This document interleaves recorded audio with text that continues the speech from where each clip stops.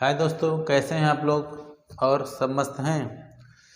आज हम चर्चा करेंगे जो भारत के हमारे मुख्य न्यायाधीश कैसे बनते हैं और कैसे बनाए जाते हैं, और जो भारत के मुख्य न्यायाधीश होते हैं वो किस अनुसूचिया में आते हैं, किस अनुच्छेद में आते हैं, और भारत के मुख्य न्यायाधीश बनने के लिए योग्यताएं क्या क्या होनी चाहिए। ठीक है बच्चा। और सबसे बड़ी बात, योग्यताएं के साथ साथ ये भी जानते हैं कि भारत के मुख्य न्यायाधीश प्रथम कौन थे और वर्तमान कौन है। तो आज हमारी चर्चा क्या होगी, भारत के मुख्य न्यायाधीश के ऊपर।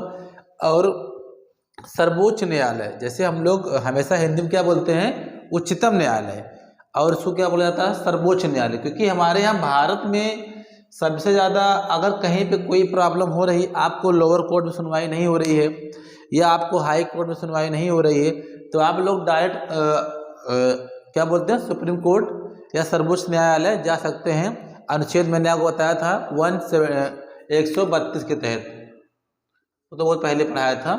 तो ये सब बातें बाद में होगी। शुरुआत हमारी क्या होती है, जो हमारे यहाँ भारत का प्रथम, जो हमारे भारत का मुख्य न्यायाधीश हैं या सर्वोच्च न्यायाधीश है, वो कैसे होते हैं, उनकी पदावधि क्या होती है और उनको शपथ कौन दिलाता है। ठीक है, तो शुरुआत हमारी क्या होती है, भारत के मुख्य न्यायाधीश और उच्चतम न्यायालय या सर्वोच्च न्यायालय। ठीक है, आज हम लोग सर्वोच्च न्यायालय के बारे में पढ़ेंगे बच्चा। सर्वोच्च न्यायालय क्वेश्चन बनता है, सर्वोच्च न्यायालय किस भाग में आता है। तो हमारे यहाँ अगर भाग की चर्चा होगी तो सर्वोच्च न्यायालय भाग 5 में आता है। ये सब लोग जान लो। आज क्वेश्चन बनेगा सर्वोच्च न्यायालय किस भाग में आता है, तो भाग 5 में आता है। आप लोगों को जो संविधान पढ़ाया गया था, हम शुरुआत बताई थी संविधान की स्थापना कैसे हुई थी, किसके आधार पर हुई थी, कैबिनेट मिशन क्या किया था। तो मैंने बताया था सर संविधान में भाग कितने हैं, तो मैंने बोला था सर 22 भाग हैं। आप लोग को बताया था ना बच्चों, तो संविधान में भाग कितने हैं, 22 हैं। अच्छा, भाषा कितनी है, तो भाषा भी 22 है। ठीक है, पहले 18 थी, वर्तमान में 22 है। तो आज शुरुआत करते हैं उच्चतम न्यायाधीश या सर्वोच्च न्यायाधीश। ठीक है, या सर्वोच्च न्यायालय। ठीक है बेटा, चलो भारत का ये सर्वोच्च न्यायालय होगा। ठीक है, क्योंकि भारत में एक ही सर्वोच्च न्यायालय होगा। तो किसमें बताया गया है, एक्ट में 124। बहुत बार क्वेश्चन आता है जो भारत का सर्वोच्च न्यायालय होगा वो किस एक्ट में आएगा, तो एक्ट 124 हो गया आपका। ठीक है, अच्छा पूछेगा भारत का सर्वोच्च न्यायालय किस भाग में आता है, तो भाग हमारा 5 है। ठीक है, अब चलो शुरुआत हो गई। भारत में जो सर्वोच्च न्यायालय का गठन किया गया था, किस सन किया गया था, तो भारत का सर्वोच्च न्यायालय गठन किया गया था 28 फरवरी 1950 ईस्वी को। ठीक है, भारत के सर्वोच्च न्यायालय का गठन कब किया गया था, 28 फरवरी सन 1950 ईस्वी को। ठीक है, अब चलो हम ये भी जान लेते हैं जो सर्वोच्च न्यायाधीश बनते हैं, ठीक है, वो कैसे बनते हैं, वो किस आधार पर बनाए जाते हैं, उनकी योग्यताएं क्या क्या होती है, क्वालिफिकेशन क्या चाहिए। ठीक है बेटा, तो थोड़ा जानना पड़ेगा। तो क्वालिफिकेशन को जान लेते हैं हम लोग, योग्यताएं क्या क्या होती है। तो सबसे पहले वह भारत का नागरिक होना चाहिए। आप लोगों को पढ़ाया भी हूँ कि भारत के नागरिक कैसे बनते हैं, जन्मजात बनाए जाते हैं। ठीक है, जन्मजात होते हैं, वंशानुगत होते हैं। ठीक है, रजिस्ट्रेशन द्वारा भी भारत के नागरिक बन सकते हैं। ठीक है, तो हमारी तो बाद में हम लोग शुरू में बताया गया था।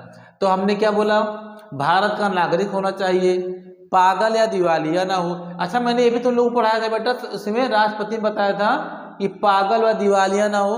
दिवालिया शब्द क्या होता है, तो आप लोग को मैंने पढ़ा चुका है, बता चुका है, जिसके पास संपत्ति बहुत रह चुकी हो और संपत्ति पे कर्जा लोन ले लिया हो, जिसने बैंक ने कुर्की कर लिया, उसके खाते में 1 रुपये ना हो, सब कुछ तबाह कर लिया हो लाइफ में, तो उसको क्या बोलते हैं, दिवालिया बोलते हैं। पागल या दिवालिया ना हो।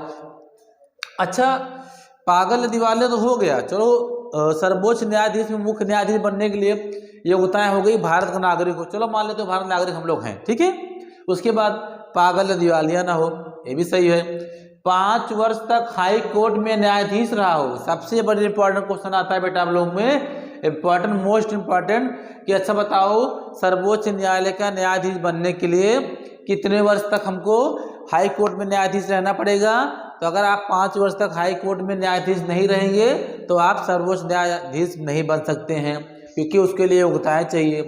क्या चाहिए, 5 वर्ष तक आप क्या करे हो, हाई कोर्ट में जज रह चुके हो, सर्वोच्च न्यायाधीश रह चुके हो। ठीक है, चलो ठीक है। इसकी नियुक्ति कौन करता है, बहुत बार क्वेश्चन आता है सर सर्वोच्च न्यायालय की नियुक्ति कौन करता है?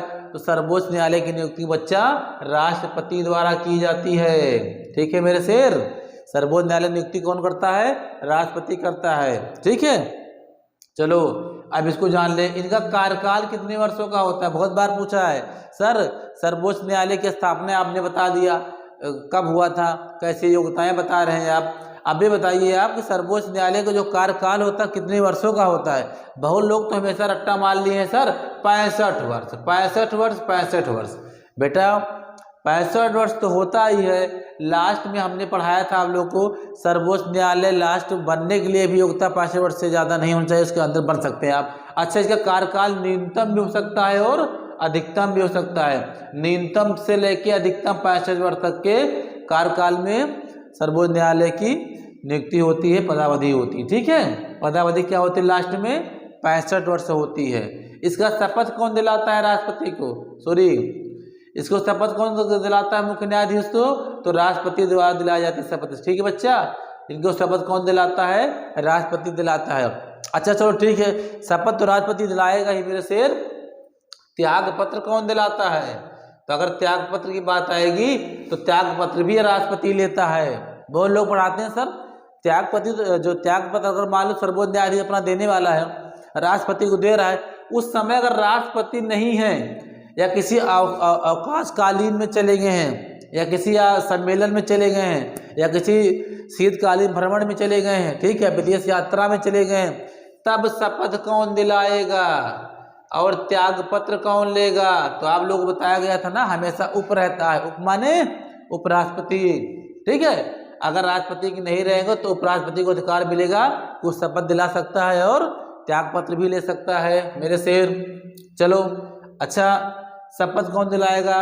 राष्ट्रपति दिलाएगा रहेगा। तो त्याग पत्र कौन लेगा? राष्ट्रपति लेगा।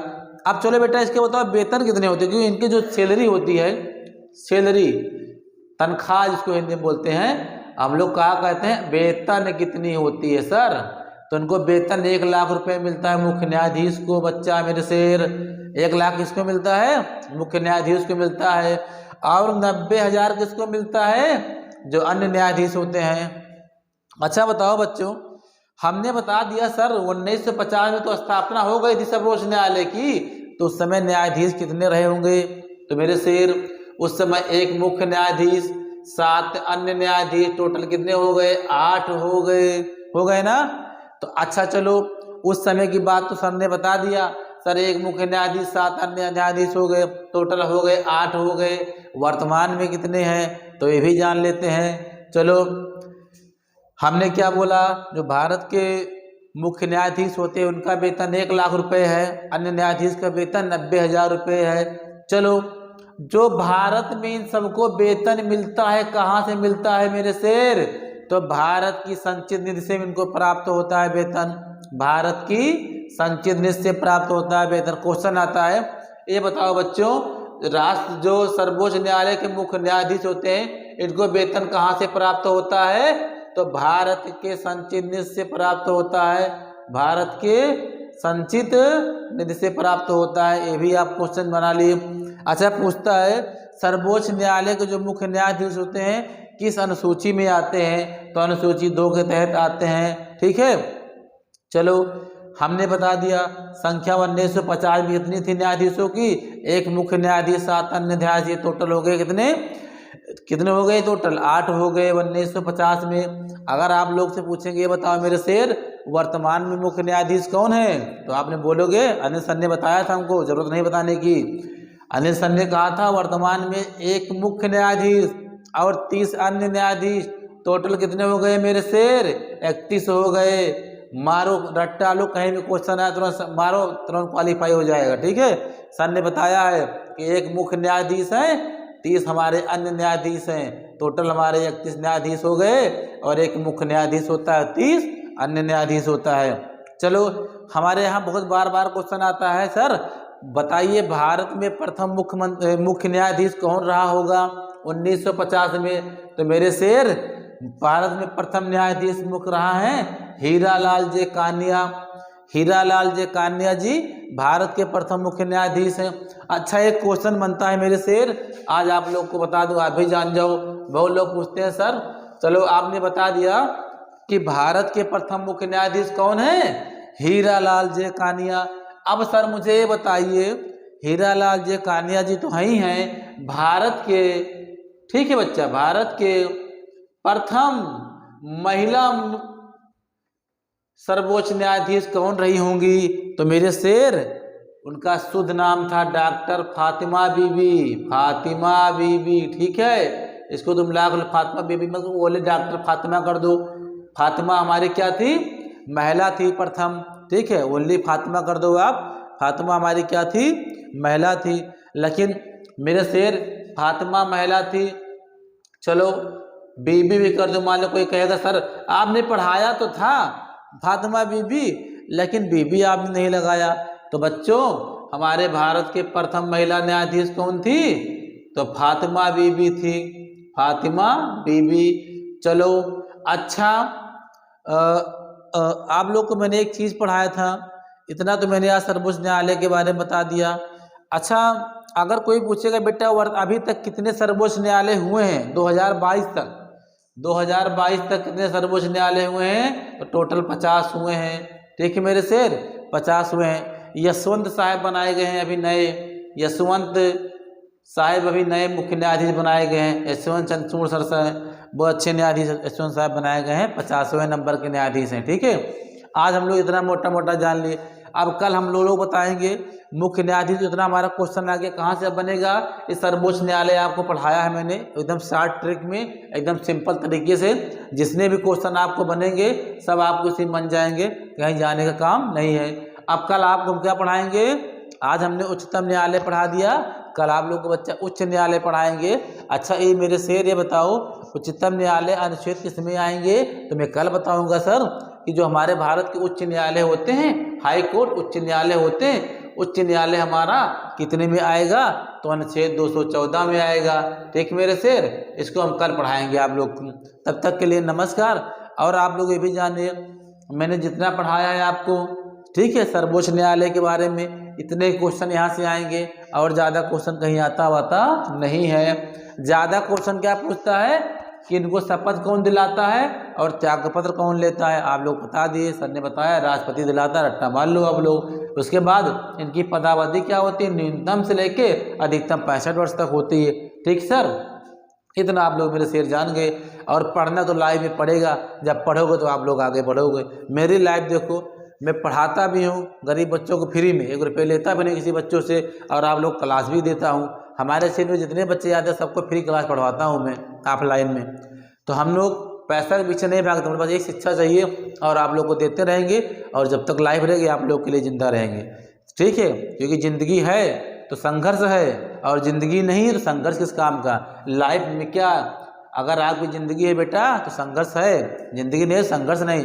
तो ज़िंदगी क्या होती है, जीना के भी एक लोग के लिए मत जीना। जिंदगी अगर जीना तो सबको एक साथ लेके जीना, क्योंकि क्या, जिंदगी जो अपने लिए जीता है कोई कुछ कर नहीं पाता, खत्म हो जाता है, लाइफ द एंड हो जाती है। और आप दूसरे के लिए जिएंगे ना तो आप लोग को सलाम करेंगे, प्रणाम करेंगे। क्यों करेंगे? क्योंकि जिंदगी तो बेसहारा होती है, जो बेसहारा होते हैं उनको सहारा बना लो, वही तुम्हारी ज़िंदगी होती है। बेसहारों को सहारा बनाना और गरीब दुखियों को सहारा बन के खड़े हो जाना, ये ज़िंदगी सबसे बड़ा हिस्सा है। क्योंकि मरना तो तय है, मरना तो एक दिन सब मरेंगे, लेकिन आप ऐसा मरिए ना कि आपके इलाके के लोग नाम करें, हाँ वो लड़का था, उसने इतना अच्छा काम किया है, गरीबों के लिए लड़ा है, गरीबों के लिए संघर्ष किया है, तब आप लोग को नाम होगा। पढ़ाई भी करिए, और जो आपको लगता है कि मेरे काबिल में, मेरे पास पैसा नहीं है, मैं गरीबों को हेल्प करना भी कई प्रकार से होता है मेरे शेर। ये नहीं होता कि आपके पास पैसा बहुत ज़्यादा है तभी आप हेल्प कर पाओगे। चलो आपके पास इच्छा है, ठीक है, आप पढ़ाई कर रहे हैं, साथ साथ गरीब बच्चों को पढ़ाइए, उससे क्या होगी, आपकी योग्यताएं बढ़ेगी, और आपको और बच्चे क्या कहेंगे, गरीब माँ बाप, चलो कम से कम एक अच्छा ऐसा लड़का आया है जो हमारे बच्चों को फ्री में ट्यूशन पढ़ा रहा है, क्लास ले रहा है। तो आप लोग कभी आज से प्रॉमिस करिए मुझसे, ज़िंदगी जीना है तो अपने लिए नहीं जीना है, सबको लेकर साथ में जीना है, और एकदम संघर्ष से जीना है। जब संघर्ष करेंगे तभी हम लोग आगे बढ़ेंगे। तब तक के लिए प्रणाम, जय हिंद। और कल हम आप लोग मिलते हैं उच्च न्यायालय के साथ, ठीक है। बहुत बहुत धन्यवाद।